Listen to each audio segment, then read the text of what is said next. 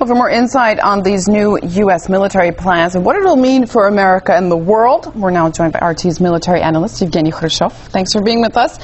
What of these proposed changes can you flesh out for us? What exactly does the plans call for? There's lots of fancy jargon that we're hearing. Break it down for us. Well, the main shift here that's going on to happen is from the troop-intensive, low-intensity counterinsurgency with the main focus on the one soldier, 1 million per year expenditures, with nobody profiteering from them, to the high-tech, low-footprint, classical Cold War arms race. This new shift is not White House new military strategy. It is not a U.S. national strategy. This is a pseudo-strategy that was lobbied by the U.S. military-industrial complex. That is where they're going to make money. The United States has failed with the troop-intensive so-called coin in Iraq and in Afghanistan.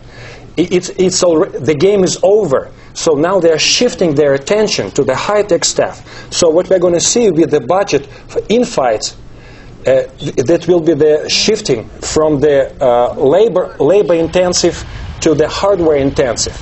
This is how, under the age of austerity, the military contractors are going to make a mega huge bucks by provoking another arms race in a classical fashion against China. That is, in a nutshell, it is a China-focused, high-tech, classical Cold War arms race, United States against China. So essentially it sounds like you're saying this is an expansion disguised as a drawdown, but you say this isn't really an overhaul, it's kind of being disguised as that. But why the changes now? Well, the timing has been dictated by two reasons. Internally, it's by the looming, because the super committee has failed to come up with a specific proposal how to slow down the exponential growth of the U.S. military expenditures. That's internal pressure, what they call the age of austerity.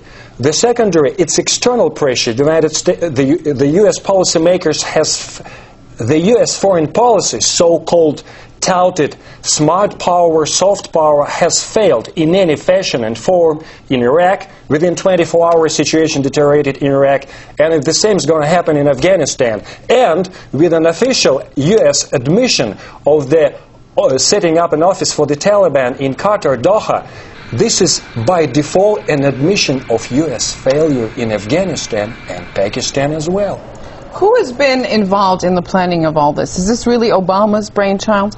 No, Obama is just a talking head, for God's sake. He's only signed up whatever has been done under the intense turf battle between the U.S. Army, U.S. Marine Corps, and Navy and the Air Force. So there are two losers, the U.S. Army and the Marine Corps, and the two winners, the high-tech, 21st century projection U.S. military threat, that is the U.S., not the U.S. Navy or Air Force. It's the contractors for the U.S. Navy, and for the U.S.